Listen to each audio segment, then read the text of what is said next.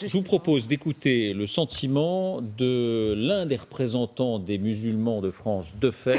Bonsoir Khaled Bencher, soyez le bienvenu. Alors pendant des années, vous avez animé, présenté l'émission religieuse pour les musulmans sur France 2 le dimanche matin, au même titre qu'il y a des émissions sur les autres religions. Et aujourd'hui, vous êtes président de la Fondation de l'Islam de France. Est-ce que vous estimez qu'il faut faire un lien entre le débat de ces derniers jours et ce qui s'est passé à Bayonne hier? Alors permettez-moi, cher David Pujadas, de dire que je ne suis pas le représentant des musulmans de France. Un des représentants, une des voix. Une des voix, oui. Accordons-nous parce que les représentants comme citoyens ne peuvent être représentés que par leurs propres élus. Et à ce sujet, le collège électoral doit être conforme au collège électif sans se prévaloir de sa propre confession. Une voix, oui, mais celle d'un citoyen. Allons-y pour la voix. Maintenant, j'ai une institution derrière moi, je la représente volontiers. Alors la question, les prises de parole publiques doivent être celles de la raison, de la mesure et de la responsabilité. Mais est-ce que vous faites un lien? Entre quoi?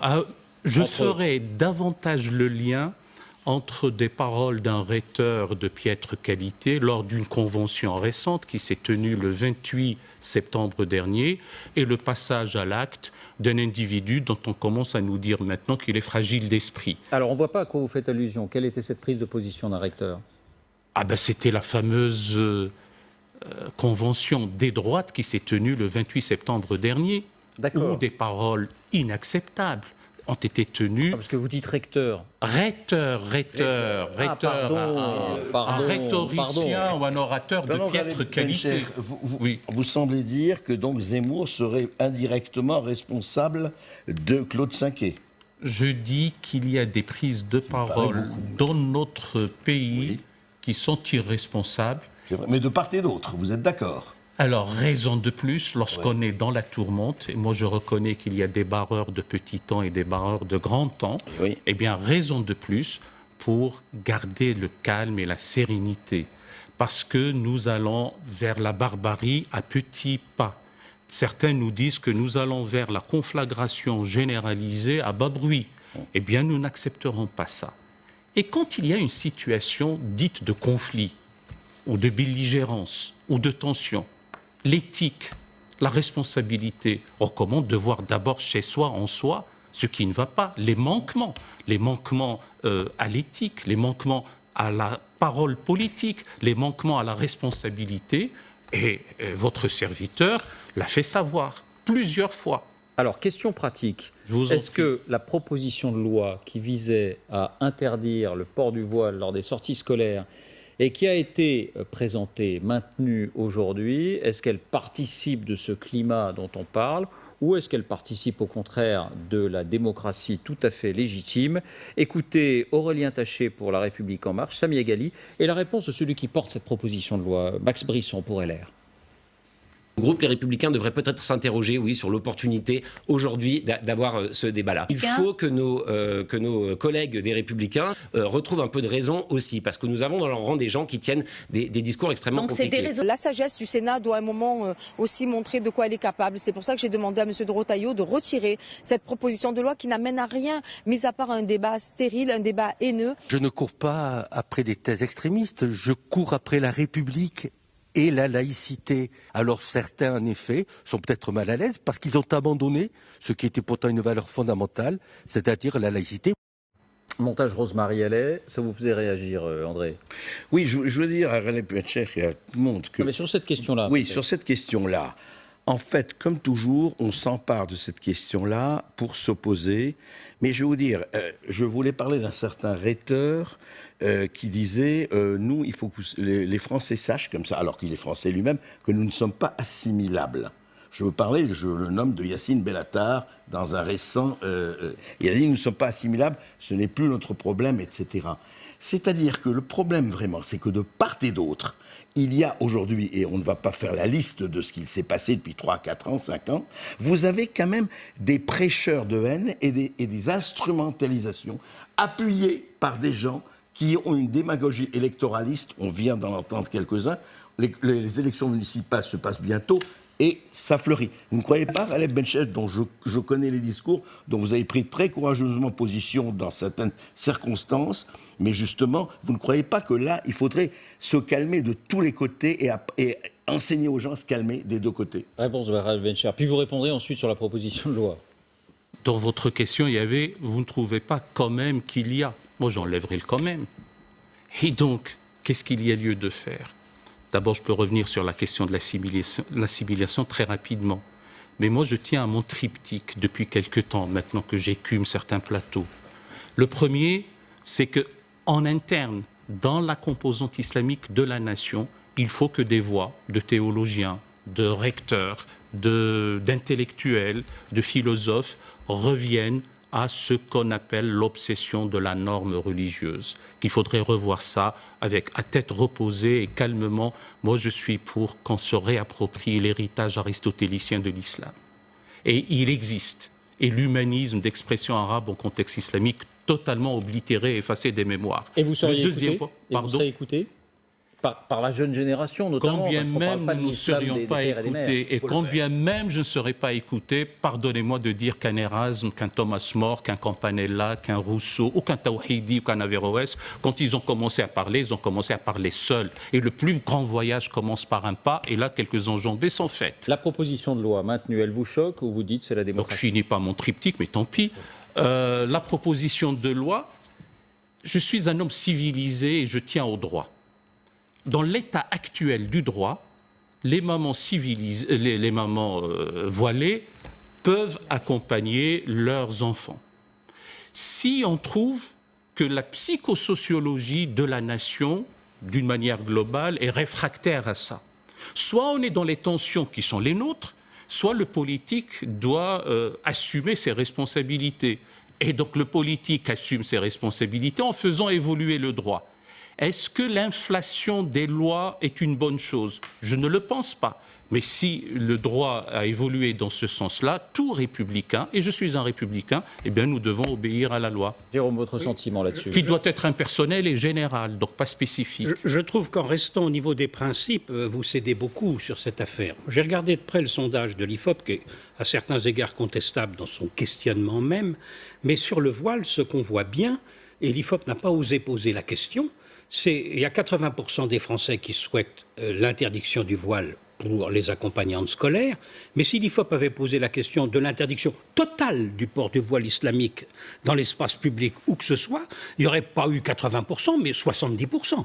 C'est-à-dire que l'opinion publique est à ce point chauffée sur ce thème, parce qu'elle est inquiète de la religion musulmane, et qu'elle n'est pas très sensible au thème de la liberté individuelle, pas suffisamment. Au point de mettre en place une police des habits. Il y a un pays qui rend obligatoire le port du voile pour les femmes, c'est l'Iran.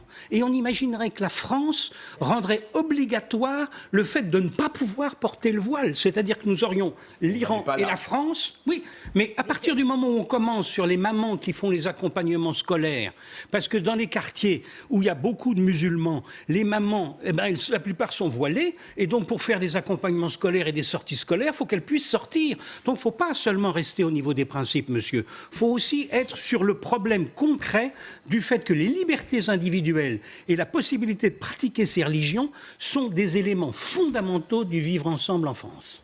Je ne cède rien au principe. Je dis voilà comment les choses se font sur le principe et comment les rendre son effectivité dans la vie de tous les jours applicable. Ça devient aussi une affaire politique. Franck, vous la signeriez, cette proposition de loi, vous la signeriez? Oui, d'abord, sur le principe. Franck ne répond pas. Non, mais si, je vais répondre. Parce que bien sûr que je la signerai. Mais sur le principe, déjà, je trouve ça hallucinant qu'on puisse se poser la question de savoir si on peut discuter dans une assemblée représentative qui est le Sénat, la Haute Assemblée, d'un texte de loi sur le port du voile ou d'un signe religieux. Mais vous voulez que ça se passe où? Dans les caves, dans les garages, au sein du Front Rassemblement National? À quel endroit? Je veux dire, c'est une enceinte démocratique. En plus, c'est celle du Sénat. Et on dit, mais on se pose la question de savoir si on peut discuter de ce sujet-là chez eux. Mais c'est quoi? Mais qu'est-ce que c'est que cette société de l'autocensure? L'opportunité peut-être de le faire ces jours-ci. Attendez. L'opportunité, elle a été provoquée par la FCPE à l'origine. Avant Bayonne, cette histoire. Elle ne date pas de Bayonne. Mais au-delà de ça, mais qui peut décider qu'on ne peut pas discuter de ce sujet-là au Sénat ou à l'Assemblée? Mais c'est quand même incroyable. Je veux dire, mais vous voulez remettre totalement à plat notre système démocratique. C'est ça l'idée. Non, au contraire. Je veux dire, je préfère, moi ça me rassure que ce soit discuté au Sénat, plutôt que ce soit discuté dans d'autres endroits qui n'ont pas la légitimité pour le faire. Karima Delli, sur ce sujet. Non, mais moi, je suis comme Jérôme. Je pense qu'il faut aussi défendre la liberté de chacun. Et je pense que là, il y a un petit problème, moi, ça veut dire qu'on commence par les mamans voilées. Demain, on va dire à des garçons qui portent la kippa, bah non, on va légiférer pour pas porter la kippa. Et on va commencer à y aller. Et là, on commence à ouvrir le débat.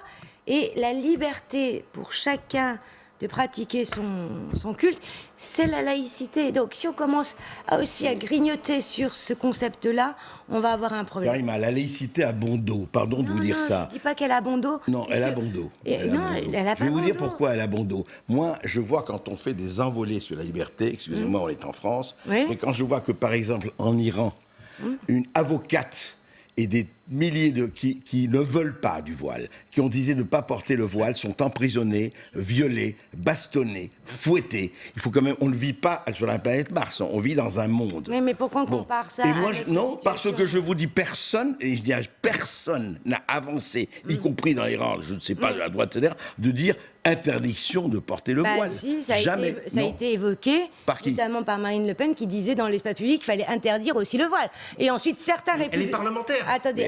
Qu'elle fasse une proposition. Elle fait une proposition, c'est tout, elle ne sera pas suivie. On dit, ah bah oui, pourquoi pas. Le Rassemblement national s'est dit effectivement favorable à l'interdiction du voile dans l'espace public. Voilà, globalement. et donc aussi ce genre de propos, qui sont pour moi, ce serait quand même, on serait le seul pays dans le monde à légiférer et à interdire ça. Mais vous vous rendez compte de quelle image on va montrer à l'extérieur. La deuxième chose... Et vous voulez dire, sur le fond, on comprend votre position. Non, mais après, sur le fond... Posez la question, vous pensez que c'est illégitime aussi? Mais, ou que c'est inopportun? Mais moi, je trouve que c'est pas légitime de dire qu'il faut supprimer le voile dans l'espace public. Qu'est-ce que ça veut dire, ça? Non, sur le fond. Ah non, mais qu'est-ce que ça veut dire? On va pas légiférer pour interdire le voile dans l'espace public. C'est la position du gouvernement, non, mais moi, c'est je la préfère position qu'on de la soit droite. très clair sur ce plateau-là, parce que c'était quand même Xavier, à partir du moment où Jean-Michel Blanquer a dit que le port du voile n'est pas souhaitable, il a fait le débat. Et ensuite, c'est lui qui vient au Sénat expliquer qu'il est contre la proposition. Et de oui, le mais dire. il est ministre. Et alors, il est ministre, il agit. Il n'est pas là pour nous donner ses opinions personnelles sur le sujet. Ça, c'est un problème. L'autre chose capitale, c'est le problème du communautarisme demain. Emmanuel Macron a annoncé dans son interview à RTL qu'il allait lancer un certain nombre de choses par rapport à l'école, la santé, le travail, les services publics. C'est-à-dire, au fond... Là, on est sur un autre sujet. Oui, mais on est sur un autre sujet, mais comme il y a une confusion générale dans l'opinion publique, qu'Emmanuel Macron a d'ailleurs largement contribué dans son discours... Il va peut-être éclaircir les choses, je crois qu'il fait une grande interview dans un hebdomadaire en fin de semaine. Oui, parce que c'est quelque chose d'essentiel là-dessus. Car effectivement, le problème, par exemple, à l'école... de respecter l'égalité garçon-fille, par exemple. C'est quelque chose d'absolument fondamental. Si une partie de la communauté musulmane, puisque j'emploie l'expression fâcheuse de communauté musulmane, se désintéresse de l'avenir des filles, de leurs filles, etc., il est légitime que la communauté nationale s'en préoccupe pour le coup.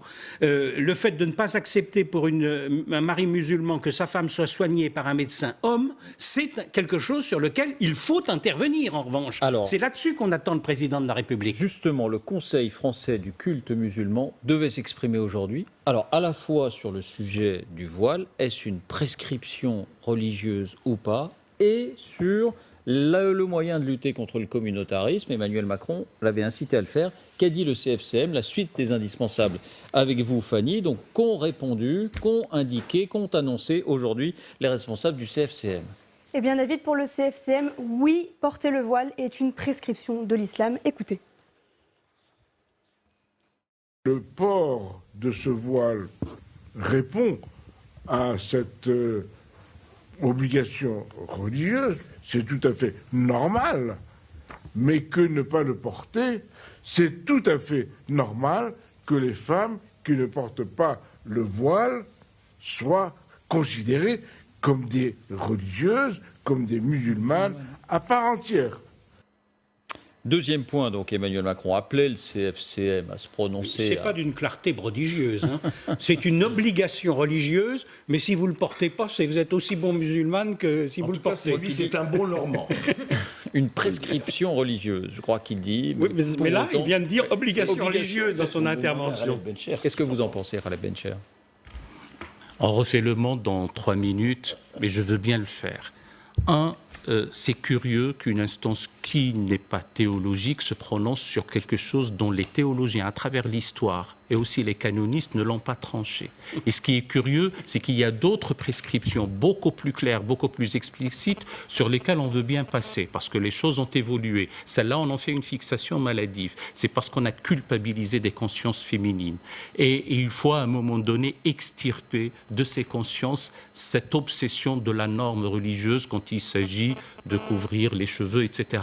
Chose qui n'est absolument pas claire, ni dans le texte, référence première, à supposer qu'il faille s'y enchaîner, chose qu'il ne faut surtout pas faire, ni dans les écrits par la suite. Cette affaire a été réglée au XXe siècle dans les sociétés musulmanes. Que je sache, aucune fille, aucune étudiante, aucune élève n'allait à l'école voilée dans les années 60, 70 et même avant 1989, et la question ne se posait même pas.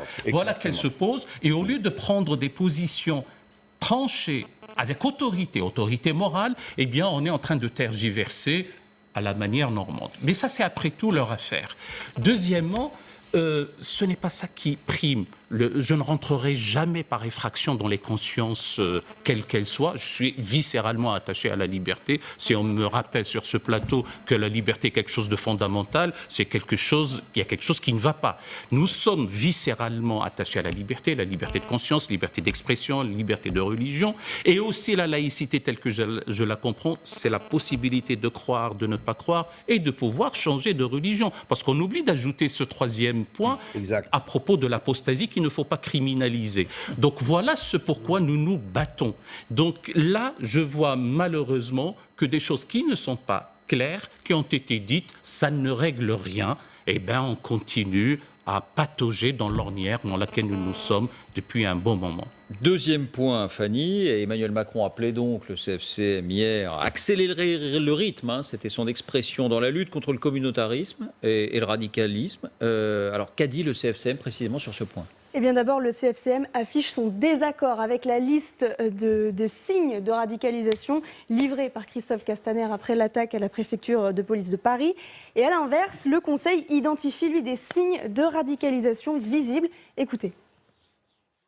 Le fait d'aller faire la prière à la mosquée, le fait de vivre le mois du Ramadan ou le jeûne du Ramadan avec ferveur, tout ça, ce sont des signes de regain de religiosité ou de pratique religieuse normale chez un musulman et en aucun cas une radicalisation. Nous avons entamé ce débat avec un certain nombre de signes de radicalisation qui commencent à poindre, tels que l'appel à la violence, tels que l'interprétation erronée d'un certain nombre de textes sacrés pour légitimer cette violence, tels que le fait de dénier à l'autre ses propres croyances et vouloir lui imposer son propre point de vue. Le CFCM, David, a chargé le Conseil religieux de compléter ce début de liste de signes avant-coureurs de radicalisation et il attend maintenant les conclusions du Conseil religieux avant la fin de l'année. Bien, merci Fanny. Khaled Bencher, là-dessus vous partagez l'avis du CFCM. Les signes de radicalisation qu'on a évoqués, peut-être c'était un peu sommaire et c'était un peu le risque de déraper. Et les signes de radicalisation effectifs, il faut peut-être les chercher dans cette direction. Je ne suis pas sûr que ça ait du sens, parce que quelqu'un qui voudra commettre un attentat, la veille, ira en boîte de nuit. Exactement, et se rasera. Et il pourra se raser. Donc un peu d'intelligence et un peu de raison dans ce débat qui va un peu dans tous les sens. Les signes de radicalisation sont aussi à voir et auxquels on doit répondre, certes dans le long terme. Dans le court terme, les forces de l'ordre sont là. Mais à long terme, ce sont l'éducation, l'instruction, l'acquisition du savoir, la culture, la connaissance, l'ouverture sur le monde, les belles lettres, les beaux-arts, l'esthétique. Voilà comment on peut y répondre. En théorie, tout cela existe dans la République française. Eh bien, justement, l'autorité doit revenir à la République sans fragmenter la nation en communauté, parce qu'encore une fois, ce n'est pas un grand mot de dire communauté musulmane ou juive, mais moi je reconnais une seule communauté nationale d'un destin commun. Vous voyez réagir quand on a entendu ces éléments, Jérôme ? Non, c'est effectivement sur le plan de qu'est-ce qu'on définit comme signaux de radicalisation. on peut quand même considérer que l'apologie du terrorisme ou l'achat d'armes, si les musulmans savent que d'autres musulmans font l'apologie de la violence, du terrorisme, considèrent que les attentats qui punissent les mécréants, c'est une bonne chose, c'est des signes de radicalisation. Donc la communauté musulmane, pour réemployer ce terme, doit quand même là être attentive. En revanche, celui qui est intervenu et qui a expliqué que pratiquer sa religion avec ardeur ne peut en aucun cas être considéré comme une radicalisation, c'est quelque chose de capital et c'est l'erreur grossière qui a été commise. L'expression de société de vigilance ou la définition que Castaner a donnée dans son audition à l'Assemblée nationale consistait là des erreurs grossières. Je pense que Jean-Louis Jaffray a totalement raison. La société de vigilance va devenir la société des règlements de compte. Avec l'improvisation du binôme de Beauvau et le discours du président de la République à la préfecture de police, je crains que ces dérives-là, c'est celle-là qui est... Mais c'est pas aussi l'affaire des citoyens, Franck? Oui, mais attention, je veux dire, on est dans un État organisé où il y a des policiers, il y a des gendarmes, il y a des sécurités, il y a des professionnels. Tout le monde ne peut pas être le policier au pied de sa porte. Je veux dire, il faut faire très attention. Et quand le discours d'un président de la République, c'est pas le discours d'un kidam, c'est quelqu'un qui envoie des messages. Et quand vous envoyez le message de la société de vigilance, c'est-à-dire que vous demandez à chacun d'être vigilant par rapport à l'autre. Et de signaler éventuellement à la police. La phase 2, c'est quoi? C'est de s'armer. Non mais il faut faire très attention à ça. Je veux dire, c'est le poids des mots. En l'occurrence, il peut amener à des erreurs. Hein. Mais ces mots ont été employés, ce vocabulaire est employé pour justement se défausser et se décharger de ce que j'appelle le job de l'État. C'est-à-dire que évidemment, si on tente dans une société de délation. Qu'est-ce que ça veut dire? J'ai mon voisin qui porte la barbe, attention, il porte la barbe. Je veux dire, on voit très très bien les dérives que ça peut amener. Non, moi je crois que Ghaleb Bencher nous a donné une très belle leçon de laïcité au sens positif du terme. Le vrai problème, il n'est pas là, c'est pas les musulmans, les chrétiens, les athées, etc. Ce sont les chocs d'idéologie totalitaire, je le dis et je le répète. C'est ça qui se passe. Aujourd'hui, nous avons eu un certain nombre d'idéologies totalitaires à travers les siècles, dont d'ailleurs les catholiques et la chrétienté. Aujourd'hui, il y a d'autres idéologies totalitaires. Il faut faire attention. Et tout le monde doit faire attention. Et c'est là la société de vigilance. Merci. Et ne pas être dans le... Merci Khaled Bencher d'être venu de donner votre point de vue sur ces sujets. Peut-être un dernier mot, et moi-même je suis pressé. Mais quand j'entends, mais si quelqu'un fait l'apologie du terrorisme, etc., mais ce sont des choses qui tombent sous le coup de la loi. Ce sont des choses qui tombent sous le coup de la loi, et la force est à la loi, sinon ça serait la loi de la force, et là c'est quelque chose que nous ne voulons pas. La vigilance ou la vigilance des citoyens, c'est aussi d'appliquer la loi. Merci Khaled Bencher.